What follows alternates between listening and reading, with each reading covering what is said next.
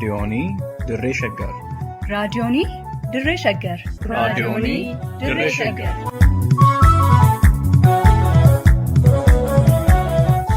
Raadiyoonii Dirree Shaggar. Raadiyooniin Dirree Shaggar torbanitti guyyoota sadii wiixataa roobii fi jimaataa galgala sa'aatii tokkorraa eegalee hamma sa'aatii tokkoo fi walakkaatti dambalii gabaabaa meetir baandii 19 kiiloo heerzii 17,575 irratti qophii dabarsuu amma jalqaba. Raadiyoonii Dirree Shaggar.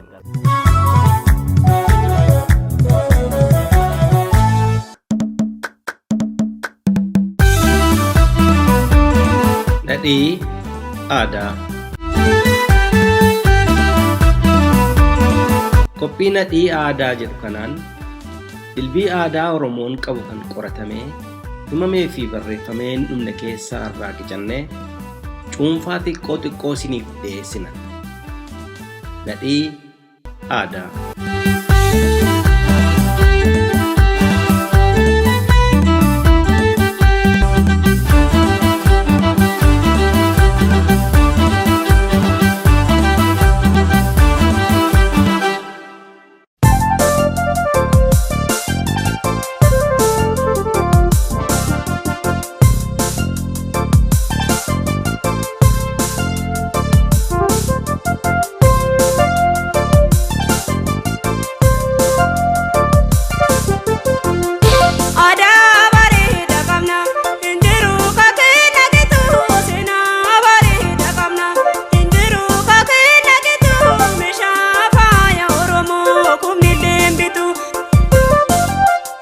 Meeshaaleen aadaa mallattoolee eenyummaa saba tokkooti.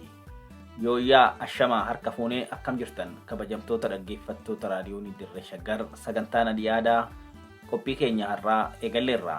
Qopheessa lammii jabeessaa Gulaalaan Duubee Wayyeessaa kan isiniif dhiyeessu'an Gurmeechaa Gammachuuti.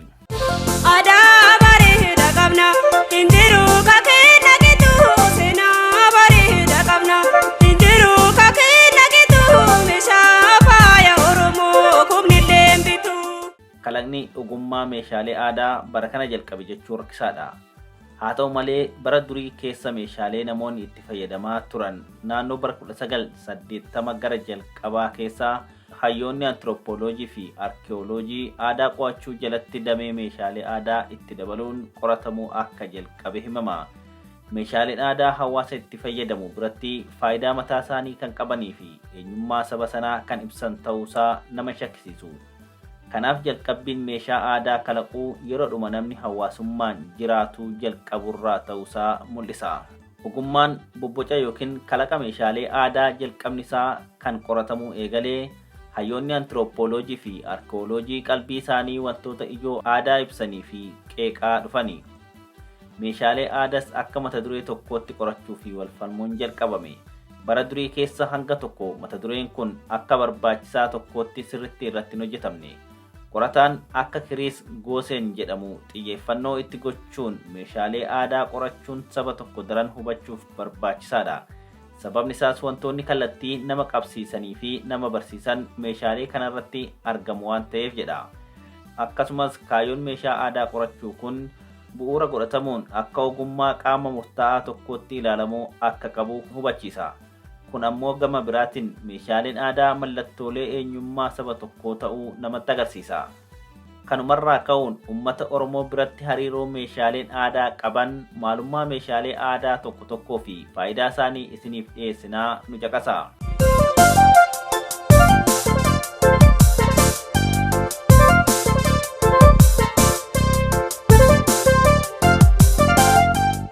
Meeshaaleen aadaa dandeettii ogummaatiin kan hojjetaman wantoota ijaan mul'atanii fi harkaan qaqqabamuun danda'aman jedhaman ergaa mataa isaanii fi faayidaa mataa isaanii akka qabanitti kan kalaqamani.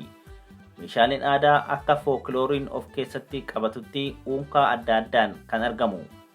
Meeshaaleen yeroo dheeraa tureeyyii kanneen akka meeshaalee bobbocaa, meeshaalee nyaata aadaa itti dhiyaatu halluu adda addaatiin kan kuulaman fa'i. Meeshaaleen aadaa ogummaa harkaas ta'ee ergaa adda addaa kan ibsu eenyummaa, duudhaa, haala jireenyaa, kabajaa fi kan kana fakkaatan kan mataasaa danda'e kanneen calaqqisiisani. maalummaa meeshaalee aadaaf hayyoonni garaagaraa hiika tokko kennuurra akkuma fookiloorii wantoota of jalatti qabatuun ibsuu filatu. Meeshaalee faayaa aadaa dameelee garaagaraa of jalatti qaba. Meeshaaleen aadaa kun ogummaa harkaa uummataan yookaan fakkiiwwan bifa aadaatiin uummataan kanneen hojjetaman, ogummaa ijaarsa gamoo fi kan kana fakkaatan gama aadaatiin uummataan kan hojjetaman, uffata aadaa, qophii nyaataa fi dhugaatii aadaa fa'aa of keessatti hammata. Dameeleen kaanis akkuma amalaa fi uumama isaaniitiin akka itti qoratamanis adda adda. Meeshaan aadaa kan ilmi namaa teeknooloojii ammayyaatiin fayyadamuu otoo hin jalqabin dura ogummaa uummata bira ture ta'uu isaati. Barreeffamaan otoo waliigaluun hin jalqabamin dura ilmi namaa meeshaalee aadaa garaagaraa harka isaatiin tolchuun itti fayyadamaa tureera. Ammas itti fayyadamaa jira. Ogummaan meeshaalee aadaa kana tolchuu seenaa bara dheeraa akka qabu haala qabatamaan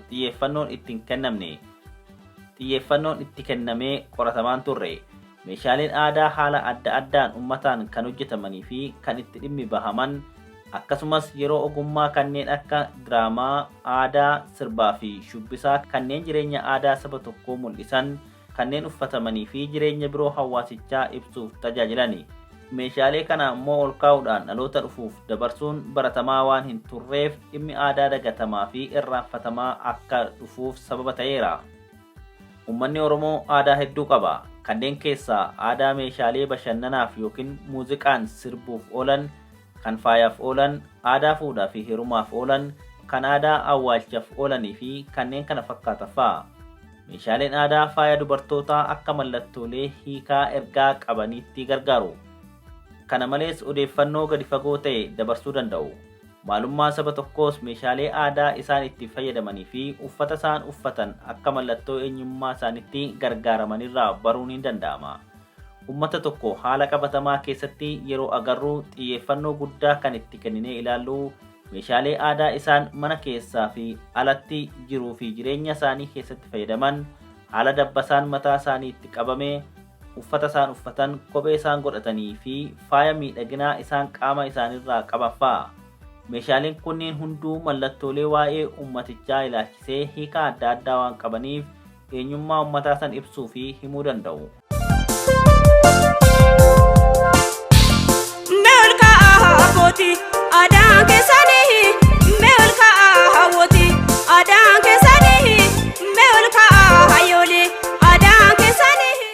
Ardii namni irra jiraatu kana keessatti gosoonni meeshaalee aadaa danuu akka ta'e barruun qorannoowwan adda addaa ni ibsu. Meeshaaleen aadaa kan sabni tokko jireenya isaa keessatti haala hiikaa fi faayidaa mataa isaa qabaatuun kan ijaaraman yoo ta'u, isaanis kanneen akka meeshaalee muuziqaa, kan faaya manaa, meeshaalee amantii yookaan ulfoo, meeshaalee waraanaa yookiin lolaa, meeshaalee faaya dubartootaa, meeshaalee uffata aadaa waliin qabatamanii fi kan kana fakkaatan ta'uu danda'u. Gosoota meeshaalee aadaa mallattoolee eenyummaa saba Oromoo haalaan calanqisiisan keessaa muraasni isaanii kanneen armaan gadiiti. Meeshaalee aadaa kan muuziqaa yookaan traditional musical instruments. Muuziqaan yookiin walleen akaakuu aartii kan sagalee irratti hundaa'e. Muuziqaan walitti qindoomina yeedaloo walaloo ta'ee sagalee meeshaalee muuziqaa irraa kan ijaaramudha. Muuziqaan kan aadaa yookiin ammayyaa ta'uu danda'a. Muuziqaa ammayyaa kan jedhaman irra caalaan sirboota baargamatti beekaman kan akka hip hop, rap, reggae fi pop fa'aadha. Fakkeenyaaf masiinqoo, ulullee abbaa uraa 4 yookiin 6, kiraara abbaa fo'aa 5 yookiin 10, dibbee, faaggaa, xurumbaa fi kan kana fakkaatani. Meeshaaleen muuziqaa akaakuu gurguddaa saditti qoodamu. Isaanis meeshaalee muuziqaa qilleensan hojjetan kan akka ulullee, saaksifoonii, biraasii fi kan kana fakkaatani. Meeshaaleen muuziqaa ribuun yookiin string hojjetan kan akka masiinqoo, gitaaraa, vaayoliinii fi kan kana fakkaatan fa'aadha. Inni sadaffaan meeshaalee muuziqaa rigataan yookiin collision hojjetan kan akka dibbee fa'i. Dibbeen yeroo ammaa meeshaa muuziqaa ammayyaa meeshaalee muuziqaa kaan haala qindaa'aa ta'een kan of keessaa qabuu fi humna elektirikaan hojjetu wajjin haalaan dhimma itti bahamaa jira. Masiinqoon yookiin ximboon meeshaa muuziqaa aadaa muka, gogaa fi fo'aa yookiin eegee faradoo irraa tolfamuun kan hawaasni Oromoo keessattuu baadiyyaa keessa jiraatu ittiin bashannanu. Masiinqoo yeroo baay'ee manguddootatu taphata. Seenaa kaasanii goota yaamanii faarsanii ittiin taphatu. Namni masiinqoo dha'u yookiin rukutuun ogummaa itti qabu asmaarii jedhama. Masiinqoon sagalee ajajamte akkeessuun sagalee asmaartichaa wajjin qindaa'ee gurra dhaggeeffattootaatiin geessi. Masiinqoon akkuma gaafa gammachuu nama gammachiistu, gaafa seenaa namoota du'anii kaastee faarsitu, asmaarichi cimaa taanaan nama boonsisa. Ululleen meeshaa muuziqaa aadaa sagalee baay'ee gurraaf tolu baasuun nama boharsituudha. Ululleen yeroo baay'ee shamboqqoo irraa tolfama. Sibiila yookiin pilaastika irraas ni tolfama. Uraa yoo xiqqaate 4 yoo baay'ate ammoo 6 itti tolchuun akka sagalee gosa adda addaa kennuuf tolutti tolfama. Ulullee yeroo baay'ee dargaggootatu guyyaa guyyaas yeroo boqonnaa isaanii, yeroo loon tiksan, halkan yeroo darabaa loonii bobba'anii bulan faa taphatu. Kiraarri akkuma masiinqoo muka, gogaa fi fo'aa irraa tolfama. Fo'aan kiraara baaqee 5 yookiin 10 ta'uu danda'a. Kunis sagalee adda addaa baay'inaan akka uumuufi. Kiraara dhiirri ta'ee dhalaan taphachuu danda'u. Keessattuu kiraara yeroo kophaa ofii ta'an ofiif rukutuun taphachuutu baratamaadha. Yeroo ammaas kiraarri ammayyaa akka meeshaa muuziqaa dhuunfatti ilaalama. Meeshaaleen aadaa muuziqaa haala wal fakkaatan sirboota, faaruuwwan, miidhagina faaya dubartootaa shubbistoota ta'anii irratti qindoomanii mul'atan. Meeshaalee muuziqaa kanneen keessaa dibbeen sirboota aadaa Oromoo keessatti namoonni yookaan dubartoonni faaya aadaa godhachuun yookaan qabaachuun rukutaa ittiin shubbisu. Dubartoonni yeroo sirbarratti hirmaatan meeshaalee muuziqaa kan aadaa isaan itti fayyadaman kan biraan ammoo xurumbaa jedhama. Xurumbaa yeroo tokko yeroo gaddaallee itti fayyadamu. Yeroo cidhaa dubartoonni muuziqaa taphatan uffata aadaa fi meeshaalee aadaa biroo waliin of faayanii xurumbaa afuufaa jila gammachuu sana keessatti hirmaatu. Kana malees yeroo hamaamonni gurbaa warra intalaa dhaquu fi intala fudhatanii galan milkaa'uu isaanii halaalaa yookiin fageenya naannoo mana warra gurbaarraa xurumbaa kana afuufuun ibsuuf xurumbaan sibiila yookiin shomboqqoo irraa kan tolfamu ta'ee yeroo baay'ee warra dhiiratiin afuufama. Yeroo tokkos keessattuu yeroo ammaa kana naannoo magaalota Oromiyaa tokkotti yeroo namni waliin jireenya hawaasummaa keessatti qooda qabuduu akka miseensa afooshaatti kan ittiin dhageessisani. Meeshaan muuziqaa biraan ammoo faaggadha. Faaggan meeshaa muuziqaa aadaa leemmanii fi gaanfa horii irraa hojjetama. Iddoo tokkotti warri dubaraa yeroo ayyaana ingiccaa yookiin qunnii buqqisaa qabatanii afuufaa kan ittiin faarfatani. Warri dhiiras yeroo sirna gadaa guyyaa ayyaanichaa ga'uu isaanii mul'isuuf faaggaa afuufanii taphatu. Inni kan biraa meeshaalee faaya manaa yookiin house decoration. Meeshaaleen faaya manaa haala aadaa fi hiikaa mataa isaanii bu'uura taasifachuun kan hojjetaman ta'anii kanneen mana keessa jiran irraa jalqabee haala ijaarsa manaa kan dabalatu hedduun aadaa saba tokko wajjin kan wal qabatani. Meeshaaleen faaya manaa haala ijaarsa manaa keessatti dhaaba manaa irratti iddoo jireenyaaf isaaf ta'u kan fayyadamu akkaataa aadaa isaa bu'uura godhachuuni. Mana jireenyaa ofii ijaarrate keessa jiraatu iddoo jiraatanitti meeshaaleen faaya manaa kanneen itti nyaatanii fi miidhaginaaf oolanis jiru. Haala ijaarsa manaa keessatti kutaalee adda addaatti manicha addaan qoodanii ijaaruun illee mallattoo eenyummaa saba sanaa ibsa. Akka aadaa Oromoo Wallootti manni yeroo ijaaramu iddoo diinqatti bakki boolla qayaaf oolu itti fayyadaman kan ijaaramudha. Innaa manni ijaaramus dhaabaa manaatti suuraa akka baala biqilootaa fi quba harkaa irratti kaasuun faayamanii halluu adii fi diimaa dibuun mana miidhagfatu. Inni kan biraa meeshaalee aadaa waraanaaf oolan yookaan traditional weapons. Meeshaaleen aadaa kunis kanneen akka cokkoo yookiin ankaaksee, eboo, gaachana yookiin wantee fi albee yookiin cuubee fa'a. Meeshaaleen aadaa kunneen uummata Oromoo waliin umurii dheeraa dabarsaniiru. Meeshaalee dhimma waraanatiif oolan abbaan muudaa fi ayyaantuun Oromoo hin lagatu. Kanuma ilaalchisuudhaan hayyuun seenaa obbo Dirribii Damissee yoo ibsan abbaan muudaa fi ayyaantuun meeshaa waraanaa hin qabatan. Abbaa gadaattis kennee ittiin qali, ittiin waraane, ittiin ajjeesi jedhee hin eebbisuu jedhu. Kun kan agarsiisu abbaan muudaa fi ayyaantuun meeshaalee kanneen akka lagatanii fi uummanni mataan isaanii meeshaalee kanneeniin hammeenya dalaguun gaarii akka hin taane barsiisuufi. Uummanni Oromoo durumaanuu meeshaalee waraanaa kan diina ittiin ofirraa eeguu fi adamoodhaaf kan itti fayyadamu ammoo akka qabeenya isaa cimaatti akka ilaaluu fi akka itti fayyadamu mul'isa. Walumaa galatti meeshaaleen aadaa maalummaa hawaasa tokkoo ibsuu keessatti bakka olaanaa qabu. Hawaasni addunyaa kanaa kamuu meeshaalee aadaa adda addaa dhimma adda addaaf kan ittiin fayyadamu kan qabu yoo ta'u, meeshaaleen aadaa kunniin akkuma hawaasicha keessatti bakka olaanaa qaban sana hiikni isaan hawaasa sana ibsuuf qabanis akkanuma olaanaadha. Gamooleen durii fi ammayyaa meeshaaleen aadaa ogummaa harkaan hojjetaman hawaasa abbaa ogummaa isaa waan kana bocate sana ibsuuf bakka olaanaa qabu. Kana malees haalluun hawaasni meeshaalee aadaa irratti mul'atu dhimma itti bahaa ture yookaan saxaxa yookiin dizaayin ergaa adda addaa dabarsuuf itti gargaaramu hiikaa mataa isaanii qabu. Dubartoonnis meeshaalee aadaa fayyadamuun mallattoolee adda addaa gargaaramuun sagalee isaanii muuziqaadhaan yoo dhageessifatan mirgaa fi aangoo qabanis agarsiifatu. Hawaasni tokko meeshaalee aadaa itti fayyadamu irratti hundaa'uun eenyummaa isaanii adda baafanna. Ijaarsi meeshaalee faaya aadaa durii fi ammayyaa ogummaalee karaa hawaasan tolfaman aadaa isaanii irratti hundaa'a. Faayi meeshaalee aadaa akka siiqqee kabaja mirga dubartootaa kan ibsuu fi kan dhiibbaa dhiiran isaanirra ga'u qorachuuf kan gargaaru fa'a. Mallattooleen kunis dubbii caalaa ergaa guutuu sammuu namaa keessatti kaasuun iddoo shamarraniif kennamuu fi iddoo aangoottis mirga isaan qaban agarsiisa. Hawaasni tokko meeshaalee aadaatiin miidhaginaa fi eenyummaa isaanii ittiin mul'isuuf gosoota meeshaalee aadaa hedduutti kan ittiin dhimma ba'an mallattoolee eenyummaa saba tokkoo ruqoolee ibsan keessaa tokko ta'uusaa mirkaneessaa jechuudha. Yeroo durii doofummaa kana cuucamne haala gaarii ibna aadaa kennallee. Egaa dhaggeeffattoota keenya kabajamoo qophiin nadii aadaa keenya har'aaf isiniif qopheessine kan hanga ammaa ture. Waan nu caqastaniif ulfaadhaa nama torbanii nuunaa jedhu horaa bulaa deebanaa.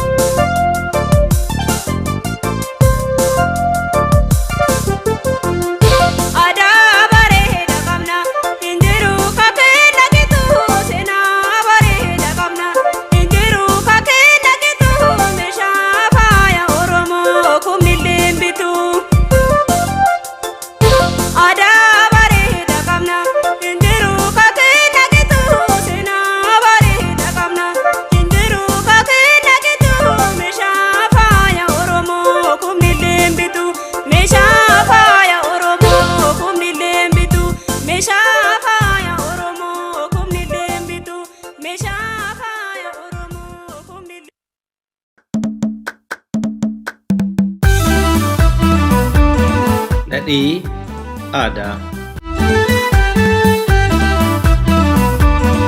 Qophii nadhii aadaa jedhu kanaan dilbii aadaa Oromoon qabu kan qoratamee himamee fi barreeffamee hin dhumne keessaa irraa qicannee cuunfaa xiqqoo isiniif dhiyeessina. Nadhii aadaa.